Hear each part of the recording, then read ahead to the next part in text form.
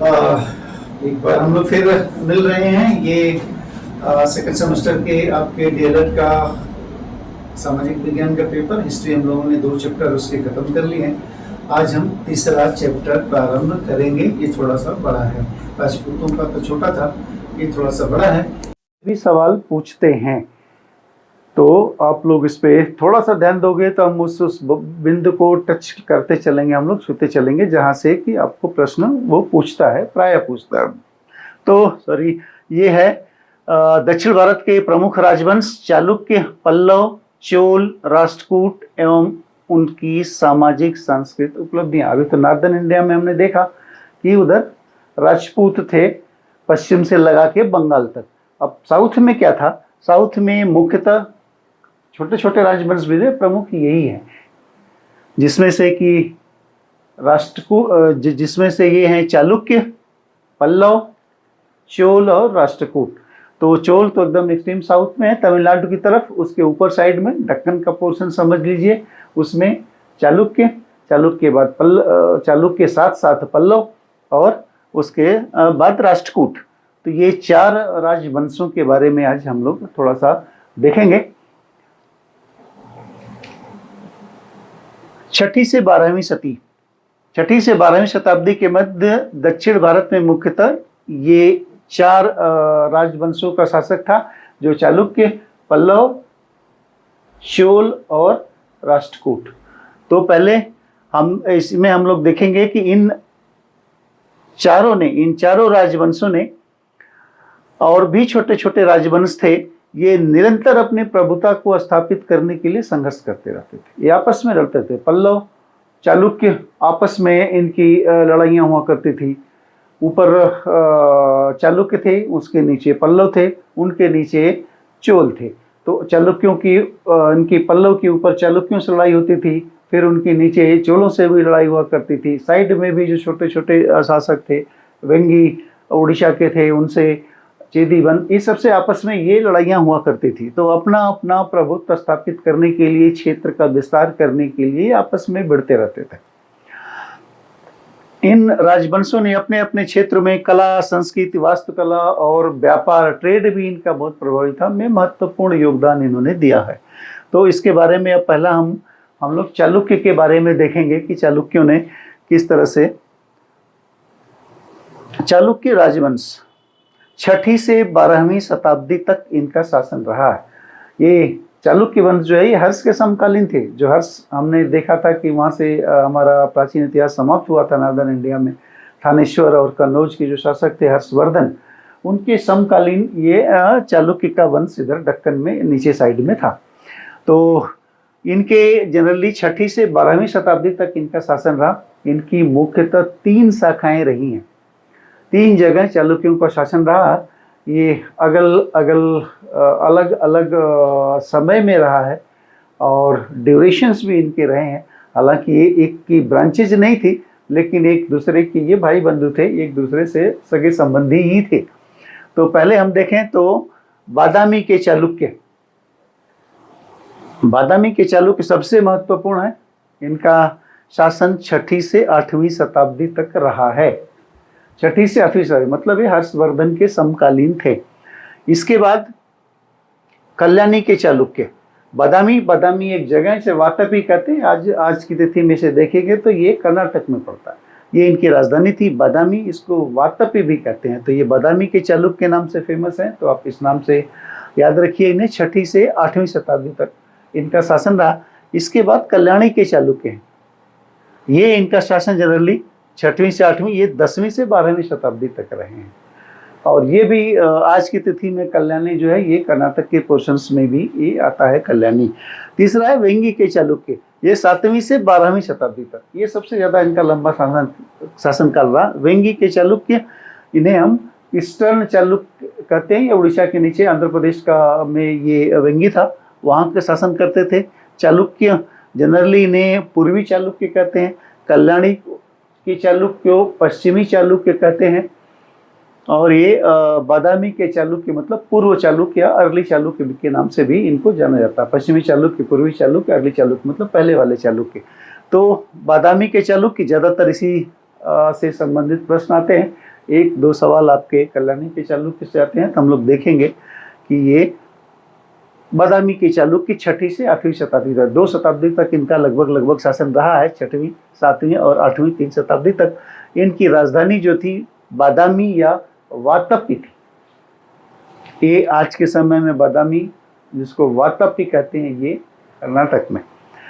और इस वंश की, हालांकि इसके बारे में तमाम एविडेंस इससे पहले भी थे, लेकिन यहाँ से इनकी वंशावली मिलती है, इसलिए यहाँ से हम लोग शुरू करते हैं कि पुलकेशिन प्रथम 543 ईस्वी से 566 ईस्वी तक इनका शासन रहा और इन्हीं को इस वंश का संस्थापक माना जाता है, जिसे कहते हैं कि बादामी के चालुक्य। इस वंश की नींव इन्होंने डाली थी। एक और राजवंश था कदम्ब, उसी एरिया में था, उसके ये लोग माना जाता है कि कदम्ब शासन राजवंश के ये लोग सामंत थे और इन्होंने अपनी, पुलकेशिन प्रथम ने अपनी एक इंडिपेंडेंट सत्ता स्थापित कर ली और एक बादामी या वातप में अपनी राजधानी बना के इन्होंने शासन अपना शुरू किया। वैसे ही पुलकेशिन का शाब्दिक अर्थ होता शेर का बाल। तो हालांकि जानते रहिए, ऐसा कोई सवाल आने वाला नहीं है, लेकिन इसका शाब्दिक अर्थ होता है शेर के बाल। तो इन्होंने पुलकेशिन प्रथम ने चालुक्य बादामी राजवंश की नींव डाली और इनके बाद 543 से 566 तक इन्होंने शासन किया। बाद में कीर्ति बर्मन प्रथम 566 ईस्वी से 597 तक, इसके पुत्र पुलकेशिन प्रथम के पुत्र कीर्ति बर्मन ने शासन किया इनके बाद। और इसने जो है कदम्बों को, जिसके ये पहले सामंत हुआ करते थे, पूरी तरह से अपने अधीन कर लिया, अपने राज्य का इसने विस्तार किया। इसने गोवा पे भी अधिकार कर लिया। उस जमाने में गोवा को रेवती द्वीप बोला करते थे, तो रेवती द्वीप जो है गोवा का ही एक नाम है। तो ये आपको आना चाहिए कि ये रेवती द्वीप, पुराना रेवती द्वीप आज को क्या बोलते हैं, तो ये गोवा को इसने अधिकार पे कर लिया था, इसके रेवती द्वीप कहा जाता है। इसके बाद कीर्ति बर्मन प्रथम का बेटा छोटा था पुलकेशिन द्वितीय, तो उसका भाई जो है मंगलेश ने उसके बाद शासन 597 ईस्वी से लगा के 609 ईस्वी तक इसने शासन किया। हालांकि ये भी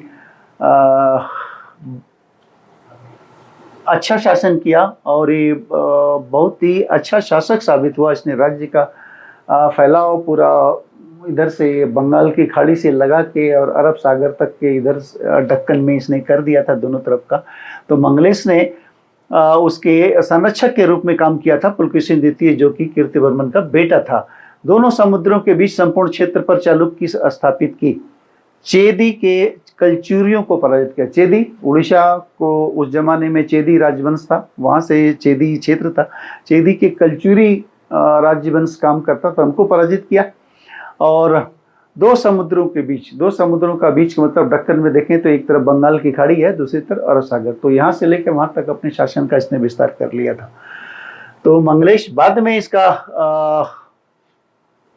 कीर्ति बर्मन का बेटा पुलकेशिन द्वितीय जब बड़ा हुआ तो इसने फिर शासन सत्ता संभाली। हालांकि इतना आसान नहीं था, उसने मंगलेश ने सत्ता हस्तांतरण के लिए मना कर दिया था। बाद में पुलकेशिन द्वितीय को युद्ध करके उसे पराजित करना पड़ा।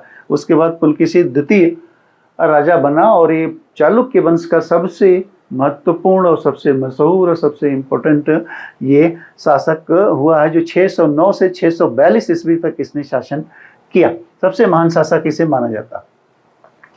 सबसे दो इसके इम्पोर्टेंट अचीवमेंट हैं सबसे बड़े, क्योंकि इसने 621 ईस्वी में पुलकेशिन द्वितीय ने कृष्णा और गोदावरी नदियों के मुहाने पे, वेस्टर्न साइड में जाएंगे तो कृष्णा और गोदावरी नदी में स्थित वेंगी था, वेंगी पे कब्जा कर लिया और वहाँ अपने छोटे भाई विष्णुवर्धन को वहाँ का शासक बनाया। और जब इधर बादामी के चालुक्य कमजोर हुए, जब पुलकेशिन की मृत्यु हुई, तो इसने विष्णुवर्धन ने अपने को स्वतंत्र घोषित कर दिया। और वही आप पूर्वी चालुक्य या चालुक्य आप वेंगी पढ़ते हैं। तो ये विष्णुवर्धन जो इसका पुलकेशिन द्वितीय का छोटा भाई था, उसने वहाँ पे निकाले। तो उसने पुलकेशिन द्वितीय ने वेंगी पे आक्रमण करके उसे जीत लिया और उन्हें छोटे भाई को वहाँ का शासक बना दिया। दूसरी चीज है, इससे पहले 619 ईस्वी में इसने नर्मदा के तट पे हर्षवर्धन की सेना को भी पराजित कर दिया था। मतलब दक्षिण अभियान जो था हर्षवर्धन का, उसे विफल कर दिया था। और नर्मदा नदी जो है अमरकंटक पर्वत से निकल के आपके जाके वो अरब सागर में गिरती है, वहां तक ऊपर हर्षवर्धन का शासक था, उसके नीचे पुलकेशिन द्वितीय का या चालुक्य वंश का शासक था। ये इसका पुलकेशिन द्वितीय का दरबारी कवि था रविकीर्त। उसने इसका वर्णन एक एहोल एक नगर था वहाँ का, जिसे मंदिरों का शहर कहा जाता है, कर्नाटक का, इनके राज्य में था चालुक्यों का। एहोल में एक शिलालेख पे इस विजय का वर्णन कराया है इसके दरबारी कवि था रविकीर्त ने, एहोल शिलालेख का, और जिसे एहोल प्रशस्ति के नाम से जाना जाता है। ये सवाल अक्सर पूछता है, तो आपको याद होना चाहिए कि एहोल प्रशस्ति या एहोल शिलालेख किसके शासनकाल से संबंधित है, तो चालुक्य। किसने कराया, रविकीर्त, उसका कोर्ट पोएट था, दरबारी कवि था, एहोल प्रशस्ति के नाम से जाना जाता है। इसमें है क्या, इसमें पुलकेशिन द्वितीय ने हर्षवर्धन का युद्ध और उसमें विजय का जो वर्णन है उसको इसमें उद्धृत किया गया, लिखा गया है। और यहाँ एहोल में ही एक जैन मंदिर है, जिसे मेघुती जैन मंदिर है, उसी मंदिर के प्रांगण में ये शिलालेख है। तो ये आता है, ये आपको याद होना चाहिए, एक अक्सर पूछता है सवाल। बाकी फिर जैसे हम लोगों ने डिस्कस किया, बताया कि ये आपस में लड़ते रहते थे, तो ऊपर चालुक्य और उनके नीचे पल्लव। तो उसने पुलकेशिन द्वितीय ने नीचे की तरफ, साउथ की तरफ अपना विस्तार शुरू किया, तो उसकी वहाँ पे लड़ाई जो है ये पल्लवों से हुई।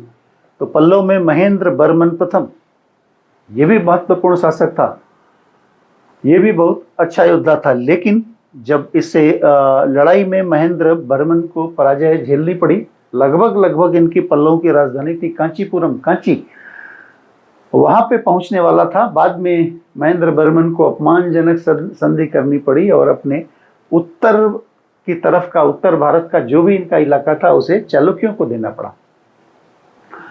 तो इस समझौते में तो महेंद्र बर्मन को उसने पराजित करके उसके उत्तरी भाग पे, पल्लव के उत्तरी भाग जितने थे उसके साम्राज्य के, उस पर अधिकार कर लिया।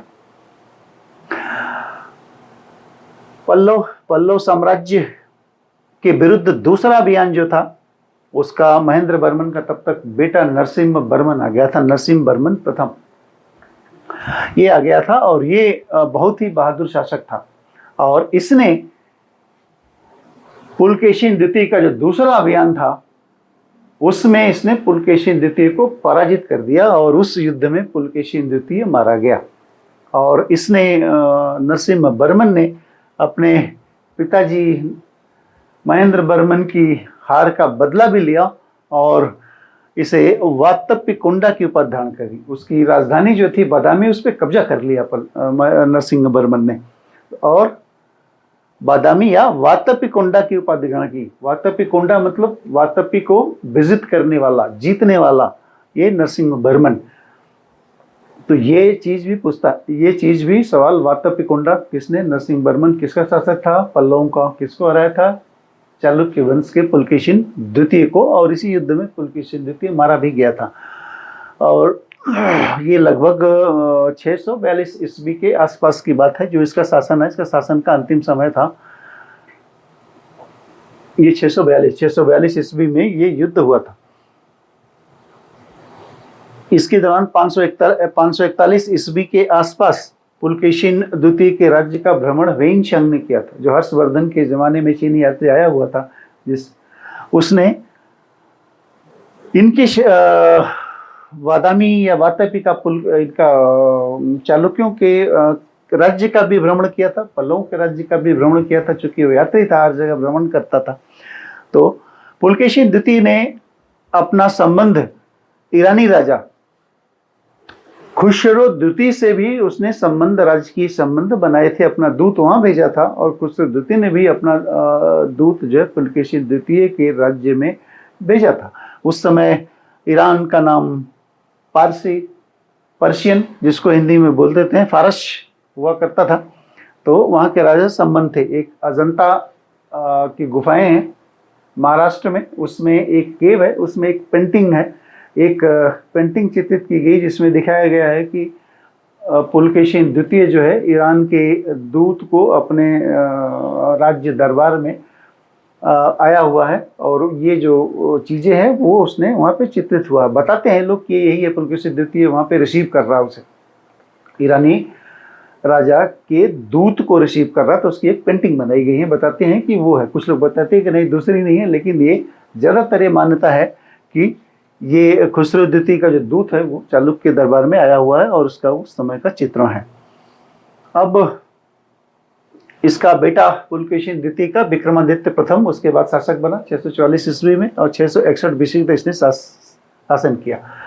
अब चूंकि पल्लवों ने इन्हें बुरी तरह पराजित कर दिया था, तो इसने अपने धीरे धीरे अपने शक्ति को संचित किया, और नीचे जो चोल थे, चोल के बगल में पांड्य भी थे, शासक करते थे। पांडवों के साथ मिलके गठबंधन बना करके इन्होंने पल्लवों को हराया और अपने मृत्यु का बदला लिया। बाद में विक्रमादित्य प्रथम के बाद विक्रमादित्य द्वितीय आता है, जो कि 733 से 645, ये भी बहुत प्रतापी शासक था। तब तक पल्लव शासक बड़े कमजोर हो चुके थे और उन्होंने 3 बार आक्रमण किया पल्लवों की राजधानी कांची पे, तीनों बार उसे जीता। और इसने विक्रमादित्य द्वितीय ने गुजरात में अरबों के आक्रमण को भी इन्होंने विफल किया। विक्रमादित्य द्वितीय की पत्नी थी लोक महादेवी, जिसने पल्लवों पे चालुक्यों की विजय के लिए इन्होंने पटडक्कल में एक विरूपाक्ष मंदिर का निर्माण कराया। तो ये चीजें भी पूछती है। विरूपाक्ष मंदिर कई हैं साउथ इंडियन में, 2 महत्वपूर्ण, एक हम लोग आगे पढ़ेंगे कि विजयनगर एम्पायर में भी एक विरूपाक्ष मंदिर है जो कि विजयनगर के शासकों द्वारा बनाया गया है, और दूसरा जो पटक्कल का है, पटडक्कल में जो विरूपाक्ष मंदिर है वो पल्लवों ने बनाया, चालुक्यों ने बनाया है, और विक्रमादित्य द्वितीय की पत्नी लोका महादेवी ने इसे बनाया है। तो ये सवाल इससे भी ये पूछता है विरूपाक्ष मंदिर, और ये विरूपाक्ष मंदिर जो है ये भगवान शिव को समर्पित है। ज्यादातर मंदिर जो है चालुक्यों के समय का वो शिव जी को ही समर्पित है। अंतिम चालुक्य शासक कीर्तिवर्मन द्वितीय को उसके एक सामंत राष्ट्रकूट वंश के संस्थापक दंत दुर्ग ने पराजित किया, और इस प्रकार चालुक्य वंश का अंत हो गया। तो चालुक्यों के बाद वहां पे राष्ट्रकूट आए इन्हें को पराजित करके। अब हम देखते हैं तो ज्यादातर इसमें 2-3 शासक हैं जिनका वर्णन आप मिलता है। एक तो पुलकेशिन प्रथम ने इसके वंश की नींव डाली थी। पुलकेशिन द्वितीय बहुत शक्तिशाली शासक था। अहेउल प्रशस्त के बारे में सवाल आता है। एक वेंगी पे कब्जा करके अपने छोटे भाई को राज दिया वो है, और हर्षवर्धन को हराया था, महेंद्र बर्मन को हराया था उसने पल्लव वंश के, और फिर नरसिंह बर्मन ने के युद्ध में वो मारा गया था। तो ये सारी चीजें हैं, इसे जनरली पूछते हैं। अब चालुक्यों के समय का आप उपलब्धियां भी देखेंगे। अब वेंगी में उतना ज्यादा पूछता नहीं, जो बादामी के चालुक्य हैं वो पश्चिमी चालुक्य हैं, उन्हें जानते रहे। वहाँ पे एक महत्वपूर्ण चीजें ये होती आई हैं कि वहाँ पे एक विक्रमादित्य सिक्स्थ, जैसे विक्रमादित्य 2 है वो विक्रमादित्य 6 भी रहे हैं, और उसका वर्णन इसलिए मिलता है कि किताब लिखी है विल्हड़ ने विक्रमांक देव चरित लिखी है। वो उधर एक कल्लन है, कश्मीर का इतिहास है, राजतरंगिणी, इधर विल्हड़ है। विल्हड़ ने लिखा है विक्रमांक देव चरित। ये हैं विक्रमादित्य 6 चालुक्य ऑफ बादामी या पश्चिमी चालुक्य के बारे में है। उसके दरबार कवि था, और उसके बारे में विक्रमादित्य 6 के बारे में उसमें वर्णन है। तो ये चीजें याद होनी चाहिए। कल्हड़ और विल्हड़, कल्हड़ ने लिखी राजतंगड़ी, विल्हड़ ने लिखी विक्रमांक देव चरित। अब इनकी सामाजिक और सांस्कृतिक गतिविधियों के बारे में देखते हैं। चालुक्य समाज पदानुक्रमिक था, जिसमें विभिन्न वर्णों के बीच स्पष्ट विभाजन था। पदानुक्रमिक एक स्टेप बना हुआ, ये ऊपर, ये उसके ऊपर, ये ऊपर, ये काम करने वाले, ये काम करने वाले, तो पदानुक्रम था। तो इसका मतलब स्पष्ट डिवीजन ऑफ लेबर था, स्पष्ट विभाजन था कौन किसका क्या काम है। ब्राह्मणों का धार्मिक और प्रशासनिक मामलों में महत्वपूर्ण प्रभाव था। जाहिर सा था, हिंदू धर्म को या ब्राह्मण धर्म को, वैदिक धर्म को मानने वाले थे, तो ब्राह्मणिज्म या ब्राह्मण का प्रभाव हर चीज में था। मंदिर सामाजिक जीवन के केंद्र थे। मंदिरों को दान की गई भूमि देवभोग कहलाती थी। ये आप देखेंगे तो उत्तर भारत और दक्षिण भारत के मंदिर में एक ये बड़ा फर्क है। स्टाइल में देखें तो इधर उत्तर भारत में नागर की स्टाइल है, नागर स्टाइल, और इधर जो है वो साउथ में द्रविड़ स्टाइल। दक्षिण भारत के जो मंदिर है वो सिर्फ धार्मिक कार्यों के लिए, धार्मिकता के लिए थे, लेकिन उत्तर भारत के, लेकिन दक्षिण भारत में जो था ये धार्मिक, मात्र धार्मिक ही नहीं थे, वो सामाजिक भी थे, वो राजनीतिक भी थे, वो शिक्षा के भी केंद्र थे। तो तमाम अपने आप में एक उनका एमलगम था कई कामों का। तो ये क्या उनको जो दान में जमीन मिलती थी जिससे उनका खर्चा पानी चलता था, उस जमीन जो मंदिरों को राजा देते थे या बड़े बड़े धनाढ्य लोग देते थे उसे देवभोग कहलाती थी। कुछ अभिलेखों में महिलाओं को प्रशासन में राजनीतिक शक्ति प्राप्त थी, मतलब कहीं कहीं महिलाओं को शासक भी थी और उनको राजनीतिक शक्तियां भी प्राप्त थी। इन्होंने अपने पूरे साम्राज्य को 3 भागों में, जनरली 3 या 4 भागों में बांटा। साम्राज्य को प्रांतों में बांटा, प्रांतकों को महाराष्ट्र को कहते हैं। इन महाराष्ट्रकों को राष्ट्रकों मतलब मंडल में बांटा, और इन राष्ट्रकों या मंडल को विषय यानी जिला में बांटा, और भोग 10 गांवों का समूह में विभाजित था। तो इस तरह से उन्होंने छोटी छोटी यूनिट बांट की। जैसे अभी वर्तमान में भारत को राज्यों में बांटा गया, राज्यों को फिर नीचे आओगे तो कमिश्नरी में, मंडल में बांटा गया, फिर जिलों में है, फिर तहसीलों में है, फिर ब्लॉकों में है। ये डिवीजन है। उस समय भी ये इनका डिवीजन हुआ करता था, महाराष्ट्र को, राष्ट्र को, विषय और भोग। भोग मतलब तो 10 गांवों का समूह।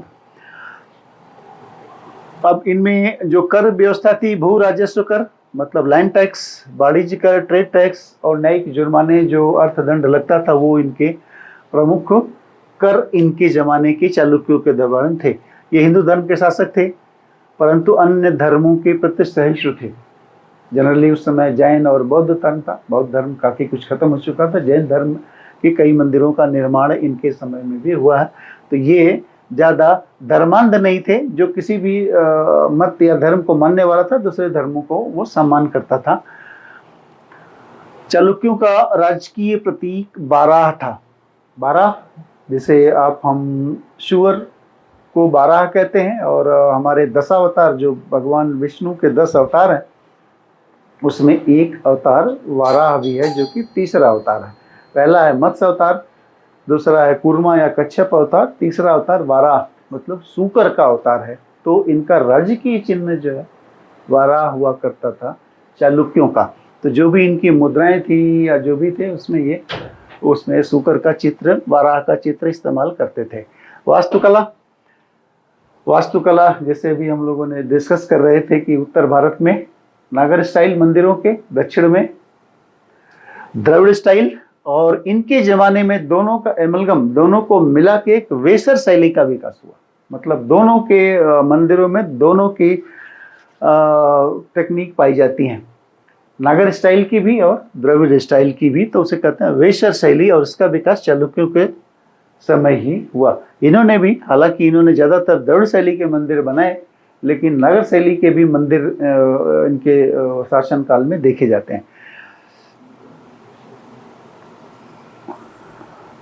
वास्तुकला मुख्यतः 2 चरणों में थी जो इन्होंने बनाए मंदिर। जो स्थापत्य कला या वास्तुकला जिन्होंने बनाई, इनके 2 चरण थे। पहला है गुफा मंदिर वास्तुकला, और दूसरा है संरचनात्मक मंदिर वास्तुकला। गुफा मंदिर वास्तुकला मतलब किसी पत्थर के, बहुत बड़े पत्थरों को काट कर गुफाएं बनाई जाती थी, और गुफाओं के अंदर मंदिर बनाते हैं। उधर देखोगे आप तो आपके Ellora rock cut architecture Maharashtra में, अजंता, ये भी रॉक कट स्ट्रक्चर है।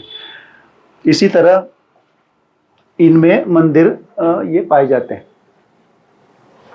तो पहला गुफा मंदिर वास्तुकला प्रसिद्ध थी। इनमें गुफा मंदिर कहाँ कहाँ है? बादामी, जो इनकी राजधानी थी, एहोल, जो ऊपर नाम आया था कि मंदिरों का शहर था, अजंता, एलोरा, नासिक में पाए जाते थे इनके समय में। ये तो गुफाएं बहुत पुरानी भी हैं, बाद की भी हैं, लेकिन कई वंशों तक उसमें लोगों ने उसमें कंट्रीब्यूट करते रहे हैं। तो ऐसी जगह गुफा मंदिर, जो कि गुफा काट के, पत्थरों को काट के मंदिर बनाए गए। दूसरा है संरचनात्मक मंदिर वास्तुकला, जिसमें अलग से मंदिर बनाए गए। काट के नहीं बनाए गए हैं गुफाओं को, लेकिन अलग से स्ट्रक्चर उसके मंदिर का बनाए गए। इसमें बादामी, यहोल और पटक्कल में है। यहोल को मंदिरों का शहर कहा जाता है। यहाँ 70 मंदिर देखने को मिलते हैं। 70 मंदिर हैं यहाँ पे, इसलिए भारत के मंदिरों का शहर भी इसे कहा जाता था यहोल को।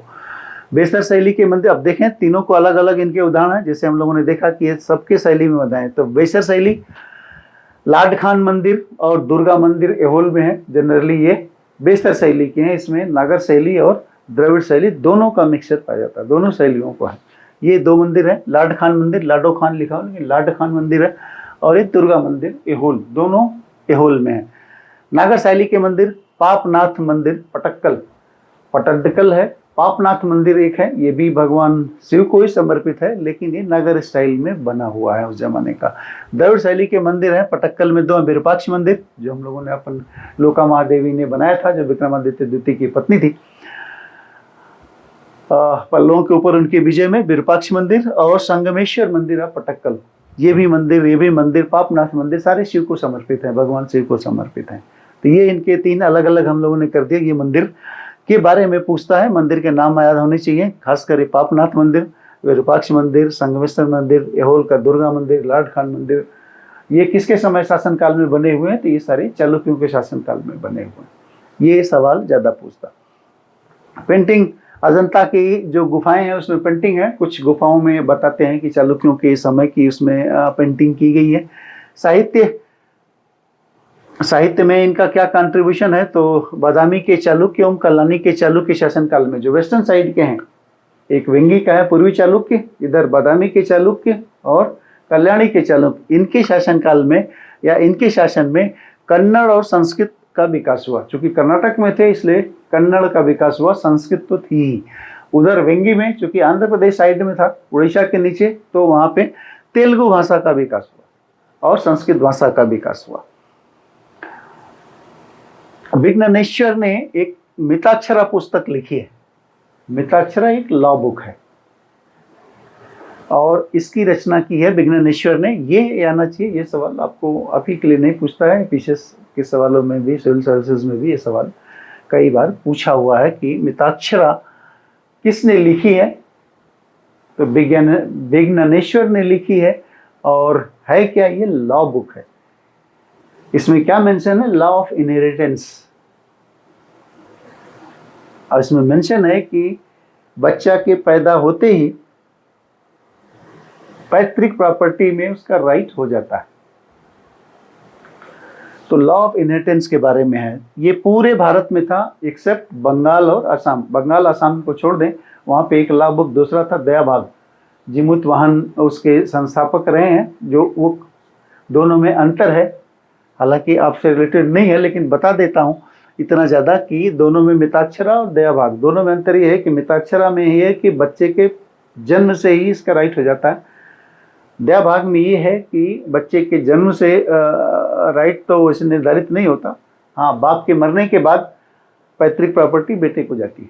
तो यहाँ पे तो जन्म से है, वहाँ बाप के मरने के बाद वहाँ पे प्रॉपर्टी जाती है। तो विघ्नेश्वर ने मिताक्षरा लिखी है। ये इन्हीं के शासन काल में रहे, चालुक्य दरबार में थे। और जैसे हमने विक्रमादित्य खष्टम, चालुक्य ऑफ कल्याणी, बिल्हण ने विक्रमांक देव चरित नामक पुस्तक लिखी है। तो ये चालुक्यों के बारे में इतना ही था। और चीज़ें क्या क्या आपको ध्यान में रखनी है, तो उसमें ज़्यादातर पुलकेशिन द्वितीय के बारे में है, उन्होंने क्या क्या बनाया। केवल प्रशस्त के बारे में सवाल निकलता, जो 2 पुस्तकें हैं इसके बारे में चीज़ें मिलती हैं। और जो मंदिर हैं इनके समय में बनाए गए हैं, उसके बारे में आपके सवाल ज़्यादातर ये इससे पूछे जाते हैं। तो ये रहा चालुक्य। अब इसके बारे में हम लोग देखेंगे पल्लवों के बारे में।